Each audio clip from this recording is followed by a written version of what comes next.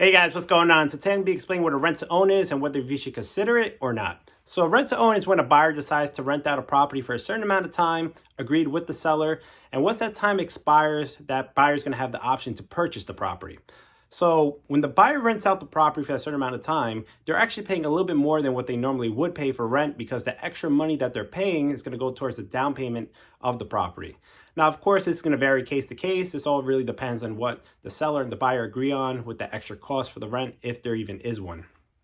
Okay, so now with the extra cost, what happens is if the buyer decides not to purchase the property at the end, they're going to lose all that money that they've been paying for that down payment because that's something that the seller is going to have in compensation for holding that property so long for the buyer.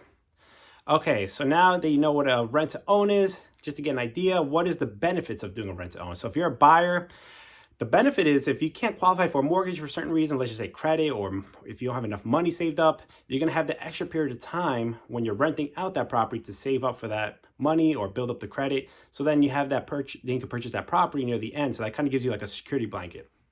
Now, if you're a seller, the benefit of rent to own is if your house doesn't have too much demand on the market and you want to get some passive income in the meantime, and you do find a buyer who may be qualified, you can take advantage of that rent to own opportunity so then you can get some extra money and then even sell the property to that buyer near the end.